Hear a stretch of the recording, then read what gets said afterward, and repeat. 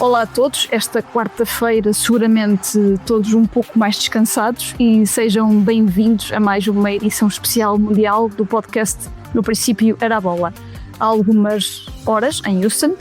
Portugal entrou em campo para o seu segundo jogo no Campeonato do Mundo, depois da desilusão da estreia, e frente ao Uzbequistão, além da vitória robusta por 5-0, viu-se uma equipa diferente, mais ligada, mais junta e com Cristiano Ronaldo a regressar aos golos. 10 jogos depois, em grandes competições, já 10 jogos que o capitão da seleção não marcava. Cristiano bisou num jogo em que até se deu o seu lugar de marcador honorário de livres a outros companheiros, o que permitiu que Nuno Mendes fizesse também o seu golinho, e depois de um autogol na segunda parte, Rafael Leão fechou a contagem já perto do final do jogo. O meu nome é Lídia Peralta Gomes, comigo para analisar esta espécie de renascimento nacional estão o Rui Malheiro. Viva Rui! Viva Lídia, viva Tomás e cumprimentos a todos que nos ouvem. E o Tomás da Cunha. Olá Tomás. Olá Lídia e Rui, um grande abraço a todos também. O Expresso tem uma nova subscrição que lhe dá acesso completo ao The New York Times, com atualidade, jogos, culinária e muito mais. E ainda aos conteúdos exclusivos da SIC Notícias, incluindo o Direto Vertical, a nova e inovadora emissão que se adapta ao seu smartphone. Subscreva em expresso.pt/digital. Expresso. Liberdade para pensar. Vou já arrancar, Rui, começando por ti. Sabemos naturalmente das limitações do Uzbequistão, e elas ontem, ou seja, terça-feira, foram bem notórias. Isso não me parece de menos, mas ao apostar finalmente num jogador como João Félix e a aproximar a equipa das zonas de definição, de finalização, viu-se outro Portugal, pelo menos no momento ofensivo. Sem dúvida nenhuma, o teu duplo introito é extremamente interessante e, sobretudo, aquilo que podemos tirar do jogo de ontem é que hoje o público português está de novo apaixonado pela seleção, e a verdade é que o português, e não é único, não há uma equipa que tem ou a equipa que não vence, há uma equipa que sonha ter ou a que vence. E é um bocado entre estas quatro almas, se quiseres, que vive, entre a felicidade e a infelicidade, sempre ao mesmo tempo. É um bocado a linha de pensamento que vai ficar até à madrugada de sábado para domingo, onde tudo pode mudar novamente. Esperemos bem que não, esperemos que siga a Marinha, não é? Em relação ao jogo, salientar e muitíssimo bem, tal como disseste, que a presença como titular do João Félix acrescenta obviamente mais qualidade à equipa, mas passou tudo, e já tínhamos falado disso no nosso podcast de ontem, pela presença do Nuno Mendes como titular, e sobretudo com o Nuno Mendes a jogar a um nível absolutamente fantástico, e isso foi um ponto determinante. Aquele lado esquerdo funcionou muito bem. Sim, e esse é o ponto, Lídia, porque a verdade é que se o Nuno Mendes não tivesse recuperado e só com um lateral canhoto, a verdade é que o João Félix provavelmente não poderia ser titular, ou se fosse titular ia ser abandonado à largura no corredor esquerdo, e isso não era definitivamente uma boa ideia. Bem pelo contrário, vimos uma seleção que conseguiu jogar e ligar jogo com fluidez entre os três corredores, conseguiu atacar o espaço como não tinha conseguido no primeiro jogo, e sobretudo a ser inteligente a fazê-lo. Vimos uma seleção com mais presença em zona de finalização, algo que só tínhamos visto nos 10 primeiros minutos diante do Congo. Agora, o grande problema, e acho que esse é o principal, é que não se pode estar aqui a maximizar o valor do Uzbequistão. Quer o Tomás, quer eu salientamos, ao contrário de Martínez, que este Uzbequistão está muito abaixo até do próprio Congo, e o facto de defenderem com estruturas mais ou menos semelhantes, porque não são semelhantes, não faz com que os jogos sejam iguais, ou que o Uzbequistão defenda muito, muito bem. Não, o Uzbequistão defende com muita gente, mas defende mal, a última linha descoordenada, uma equipa desorganizada, e isso não é o que o Congo oferece, e o Congo não só mostrou isso diante de Portugal, como mostrou isso diante da Colômbia, independentemente de ter perdido, e bem, o jogo diante da Colômbia. Agora, ficaram sinais que são evidentemente positivos, sobretudo a capacidade para progredir com associações curtas, mas com verticalidade, não com horizontalidade, como aconteceu diante do Congo. Depois vimos uma equipa portuguesa capaz de criar desequilíbrios no 1 contra 1, o que não aconteceu diante do Congo, com exceção de algumas ações do Francisco Conceição, que tinha entrado na segunda parte. Vimos uma seleção portuguesa que, tal como disse há pouco, ocupou os 3 corredores, mas sobretudo foi muito sagaz no ataque ao meio espaço, e a verdade é que a presença do Félix acabou por ser também determinante nesse aspecto, mas até a forma como atacou o meio espaço no centro-direita foi muito sagaz, porque ou era o João Neves que progredia, ou em algumas circunstâncias o Cancelo, que ficava mais fixo, depois surgia nessa posição, e a seleção portuguesa acabou com muita naturalidade, com ótimos momentos, e saliente principalmente o terceiro golo, mostra a verticalidade que Portugal pode oferecer, e sobretudo que será muito importante diante de uma seleção como a Colômbia, com o Félix e o Bruno Fernandes a ligarem pelo corredor central, e depois um passe absolutamente soberbo do Bruno Fernandes, com o Cristiano Ronaldo a ganhar uma bola na profundidade. Provavelmente até durante o apuramento de Portugal não vimos o Cristiano Ronaldo conseguir isso, mas a verdade é que quando se tem o Abdullayev e o Ashmaratov pela frente, isso é possível, e a verdade é que Portugal procurou e conseguiu. Os sinais são positivos, e houve algo que tu disseste na tua introdução que me parece muito importante, é que ontem finalmente não tivemos um marcador de livres único, e a verdade é que até o próprio Cristiano Ronaldo mostrou inteligência, porque com aquela ação, e não foi a única durante o jogo, de simular que era ele a bater a bola parada, o adversário caiu claramente no engodo, e até o próprio lance do 2-0 do Nuno Mendes, com a forma como Portugal conseguiu abrir a barreira, a atrair, por exemplo, 2 jogadores, acho que foi extremamente interessante, e creio que são situações para repetir, também com o Bruno Fernandes como protagonista,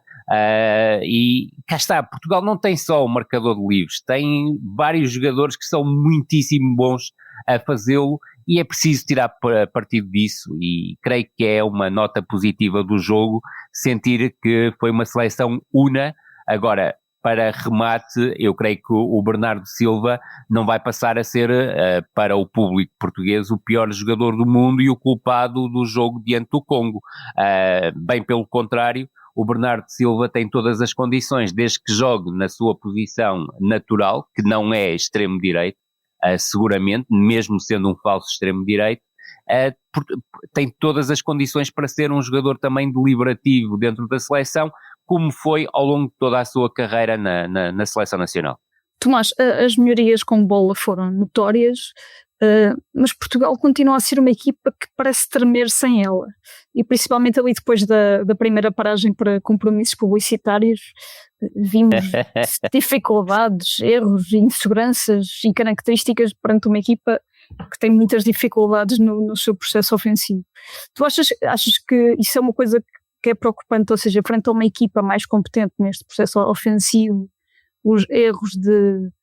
desta terça-feira podem ser fatais? Sim, nos 2 jogos, e foram 2 jogos contra adversários relativamente acessíveis, embora o Congo obviamente mais complicado do que o Uzbequistão. Percebeu-se que a pressão de Portugal, a transição defensiva, não havendo necessariamente uma referência à frente da defesa, com os médios muito espaçados em vários momentos do jogo, com centrais que nem sempre conseguem ser firmes na antecipação, e o Renato Veiga transmite algumas dúvidas, até em termos de nível global, para ser um titularíssimo desta seleção. Percebe-se que Portugal não está suficientemente sólido, e essas oscilações, até do ponto de vista psicológico, no jogo com o Congo, pela quebra de ritmo, e aqui muito pela paragem de publicidade / hidratação, que deu novamente uma sensação de relaxamento à equipa, com aquela perda de bola do Cancelo principalmente, obviamente em falta, mas ainda assim Portugal entrou num registro de risco escusado, que acabou por meter o Uzbequistão mais tranquilo e até com algumas oportunidades de atirar à baliza, mas é uma exibição globalmente positiva, em jeito de resposta. Obviamente sabia-se que isto podia acontecer, ou seja, passar de um registro quase depressivo para um registro de euforia, e é preciso encontrar aqui um meio termo para continuar na competição de forma evolutiva. Em relação a este jogo, obviamente Portugal melhorou praticamente tudo do ponto de vista atacante. na utilização dos 3 corredores, na agressividade da circulação e das ligações com alternância, seja com apoios frontais no corredor central, seja com lançamentos mais longos à procura das costas, e o primeiro golo nasce precisamente de um movimento do Vitinha a lançar o Pedro Neto no lado direito, nas costas da defesa, e o Pedro Neto se calhar não seria a opção mais óbvia para o corredor direito, mas para Roberto Martínez ter uma opção em profundidade naquela zona e ainda poder contar com um lateral ala que fecha a 5, porque Portugal em vários momentos acabou por fechar a 5, e essa escolha acabou por recair em Pedro Neto, que de facto taticamente é um jogador versátil, mas ainda assim a mudança que efetivamente acrescentou ao jogo de Portugal foi João Félix. Ele próprio descreveu isso no final do jogo, mas não é um extremo esquerdo, é um segundo avançado, é um jogador que melhora o ecossistema da seleção nacional porque acrescenta soluções em espaços curtos e nas combinações em jogo interior, potencia as subidas do Nuno Mendes, e acho que já é hora de se perceber que o Nuno Mendes nesta seleção, e até com a ausência de extremos desequilibradores do lado esquerdo em grande nível, há que potenciar esta ligação. Nuno Mendes e João Félix entenderam-se muito bem, quer a sair da pressão, quer em último terço, e depois também pela forma como João Félix solta Bruno Fernandes e permite a Cristiano Ronaldo ter mais condições para fazer os movimentos de ataque à finalização e finalizar de primeira. Repare-se que Ronaldo desta vez participou nem sempre no jogo, mas pôde aparecer mais a finalizar, e isso é fundamental para que Ronaldo acabe por ser decisivo, como foi, com 2 movimentos de elite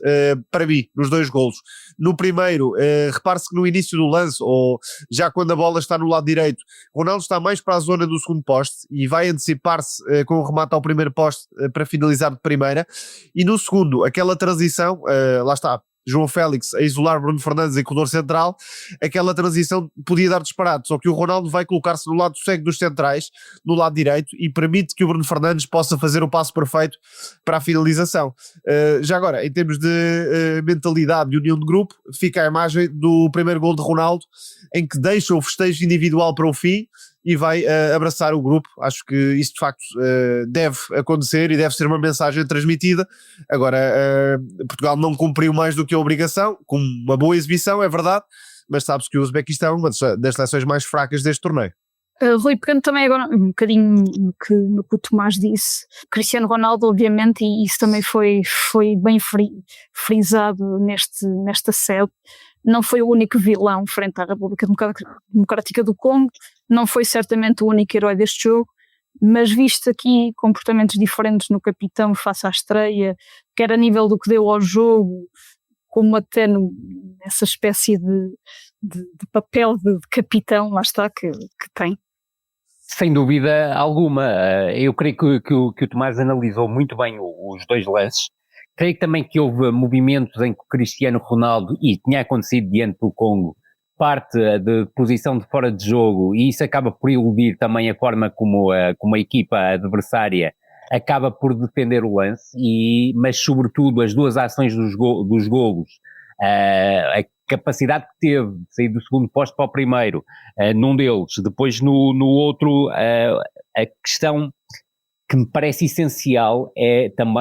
que o Cristiano, no jogo de ontem, preocupou-se acima de tudo em ser um finalizador. Eu creio que estava na altura, e isto não passa obviamente apenas pelo Cristiano Ronaldo, mas também muito e principalmente pelo Roberto Martínez, é não pedir para o Cristiano sair tanto de posição, de procurar vir associar-se com a equipa. Não é necessário, não é um jogador que faça a diferença nesse tipo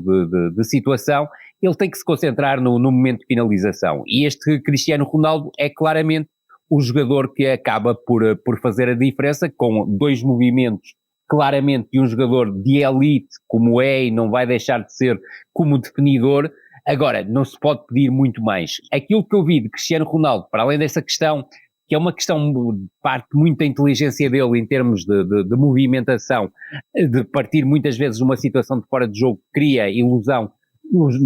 na linha defensiva adversária, foi a forma como se entregou ao coletivo. E quando falei da questão das bolas paradas, acho que é um ponto que é absolutamente determinante, como o outro que o Tomás referiu. Ou seja, o festejo do primeiro golo, e era muito importante que isso acontecesse, se fosse Cristiano Ronaldo a marcar, não foi individual, foi coletivo. e sentir isso na seleção nacional é muito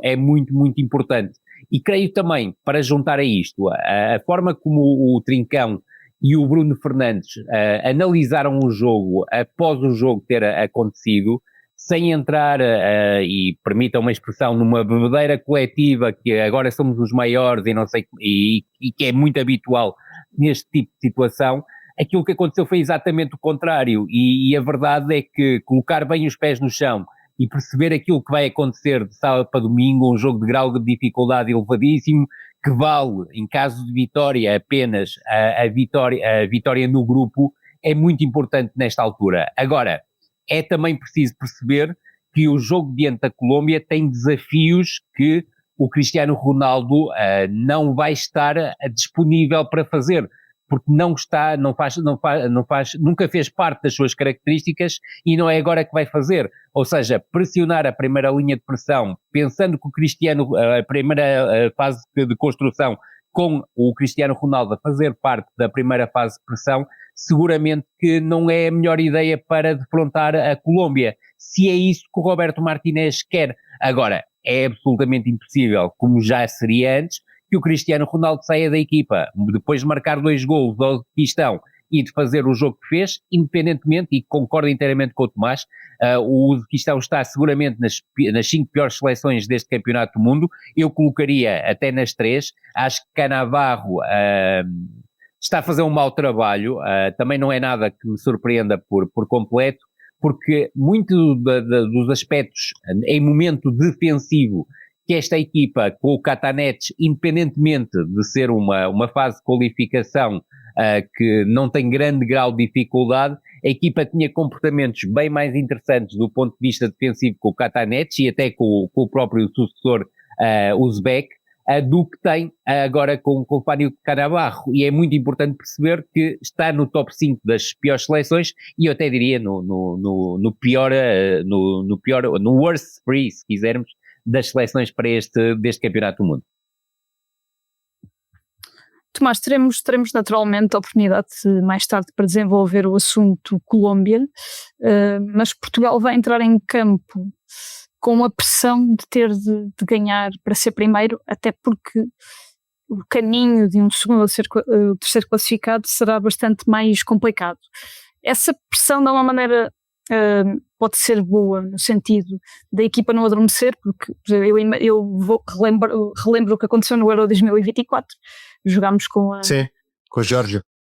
E foi um jogo péssimo, que eu acho que depois meio que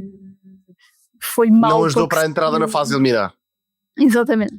Sim, parece-me que é um aspecto positivo, que Portugal vá abordar o jogo com a Colômbia com uma seriedade competitiva e pela dificuldade do adversário, é obviamente o começo a sério da competição, porque é verdade, no jogo com o Portugal faz um mau jogo, mas ainda assim num nível de competitividade relativamente baixo, ou de dificuldade, melhor dizendo, relativamente baixo para aquilo que vai encontrar neste torneio. Depois tem de haver inteligência de todas as partes, no caso dos jogadores, e é verdade que houve alguns exageros na exploração de polémicas, seja pela imprensa, seja pelas redes sociais, enfim, o barulho habitual, mas também é preciso não embandeirar a arco porque se ganhou ao Uzbequistão, e porque se marcou ao Uzbequistão, e porque o jogo foi de facto mais convincente. A competição acaba de começar e por isso a gestão a médio e longo prazo tem de ser prudente, e isto também serve para Roberto Martínez. Parece-me que vai ter de ganhar opções, enquadrar melhor a perspectiva de grupo, porque a verdade é que Portugal não tem utilizado o plantel de forma muito equilibrada em alguns casos. Desta vez, claro, a aposta ganha em João Félix, mas talvez a meio campo possa haver espaço para uma ou outra mexida. A agressividade do Samu Costa pode ser importante, nem que seja numa segunda parte, já não vou à fase inicial, porque obviamente o meio campo de Portugal é de máxima qualidade, mas não convém sacrificar os jogadores na fase de grupos quando depois vêm desafios de difícil grau. Neste momento seria o Ghana, o adversário de Portugal, mas depois pode haver uma Espanha, pode haver uma Argentina, e é isso que tem de estar no foco de Portugal, não necessariamente o terceiro jogo contra a Colômbia, porque mal ou bem o apuramento já está garantido para a fase seguinte. Por isso vamos ver que alterações prepara Roberto Martínez. Mesmo o próprio Gonçalo Ramos acho que está a ter poucos minutos para aquilo que pode ser necessário em termos de gestão. Repito que estamos a falar essencialmente de uma gestão e de preparação de algumas peças para o futuro de Portugal nesta competição, mas quando se tem os dois laterais a funcionar desta forma, sociedades que acabam por potenciar as melhores versões de cada um, nomeadamente do Nuno Mendes, do Bruno Fernandes, também do Cristiano Ronaldo neste caso, com tarefas que até podem ser mais concretas, mas que permitem que Portugal coletivamente e individualmente acabe por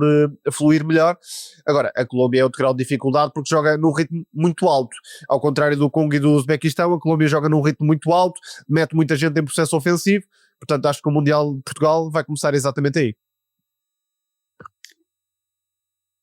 Rui, um bocadinho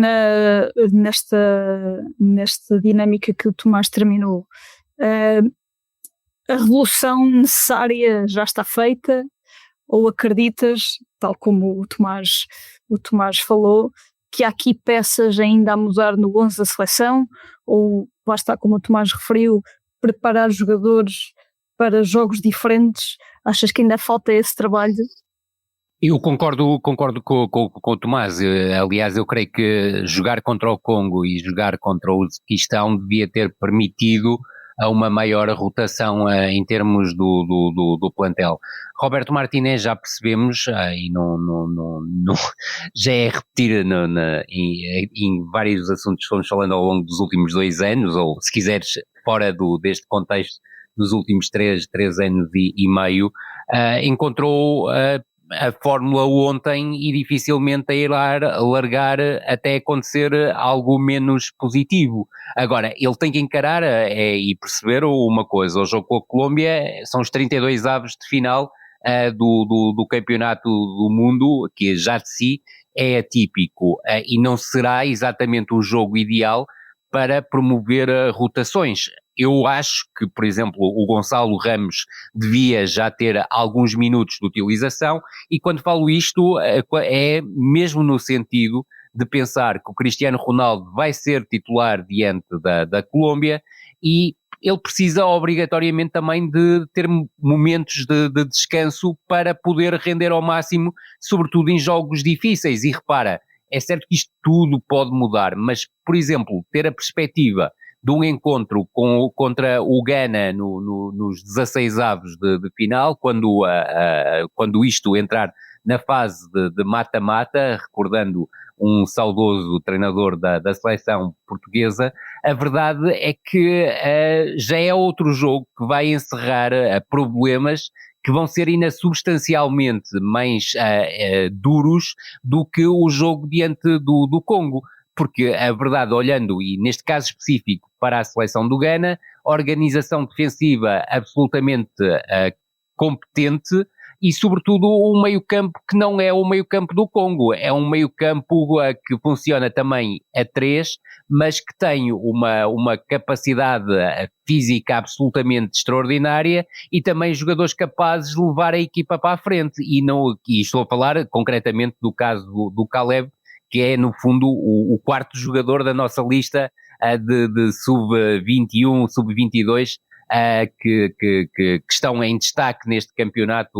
do mundo. E cá está, outro desafio. Vamos ver, e isso é aquilo que me parece importante, é aquilo que Portugal vai nos oferecer diante da Colômbia. E quando falo em Portugal, é aquilo que Roberto Martínez vai pensar para o jogo com a Colômbia. E vamos ter que analisar. E aquilo que é o maior equívoco que se pode fazer é entrar e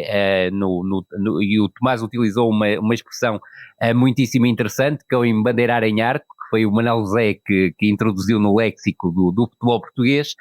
com uma vitória por 5-0 diante do Uzbequistão. Isso é o maior erro possível. Houve uma situação que me agradou particularmente no jogo de ontem,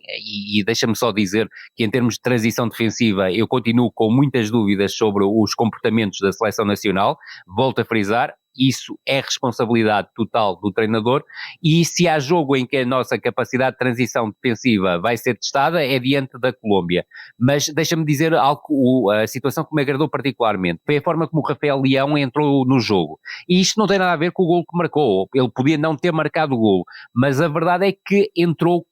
de uma forma que me parece extremamente interessante a pensar no futuro da seleção, porque o Rafael Leão também é uma opção muito válida, que vai ser muito útil em alguns jogos, da mesma forma que nós aqui fomos falando que o Trincão merecia minutos, teve-os ontem e justificou-os, da mesma forma que não é por subtrair o Bernardo da equipa que Portugal passou a jogar melhor, não é por causa disso, é por causa da forma como Portugal jogou, principalmente no seu processo ofensivo, em que mostrou rotinas que não conseguiu mostrar diante do Congo. Tomás, só assim, no minutinho, e até porque há aqui uma ligação entre a possibilidade de termos como adversário, de Portugal ter como adversário o Ghana no primeiro jogo a eliminar, o Ghana, lá está, viu-se ontem frente à Inglaterra as dificuldades que pode causar quando se cimenta no seu processo defensivo. Todos sabemos a forma como o Carlos Queiroz quer competir, gostemos mais ou menos, a eficácia é inegável. Sofreu contra o Panamá, usou o Semenyo quase à Samuel Eto'o e desta vez reforçou muito o corredor central e tirou bastante protagonismo a Harry Kane, que tinha jogado à vontade contra a Croácia, que é absolutamente essencial para a ligação do jogo inglês e para as chegadas a zonas de criação. Portanto, o Ghana é muito controlado no corredor central, com o regresso de Thomas Partey a bloquear linhas de passe, com o Caleb Irenchi, que vai sair seguramente para um bom clube já neste mercado, um médio todo o terreno, muito rotativo na forma como chega na pressão, recupera bolas, transporta, marcou o gol do Ghana no jogo contra o Panamá. A verdade é que este Ghana tem neste momento 0 golos sofridos, já tendo jogado contra a Inglaterra, está apurado e pode ser de facto um adversário muito duro para Portugal, porque é exatamente o tipo de adversário com que Portugal sente mais dificuldades. Uma equipa que fecha o corredor central, que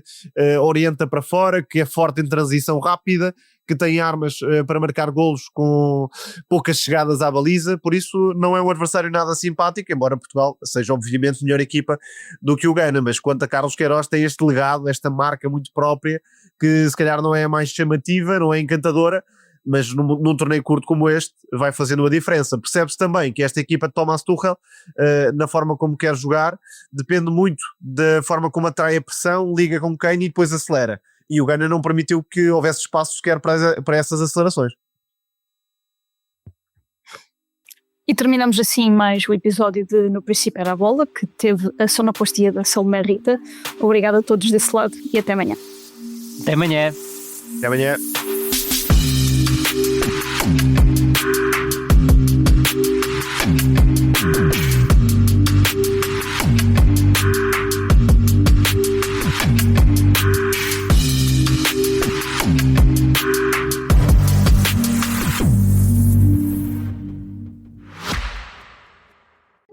O Expresso tem uma nova subscrição que lhe dá acesso completo ao The New York Times, com atualidade, jogos, culinária e muito mais. E ainda aos conteúdos exclusivos da SIC Notícias, incluindo o Direto Vertical, a nova e inovadora emissão que se adapta ao seu smartphone. Subscreva em expresso.pt/digital. Expresso. Liberdade para pensar.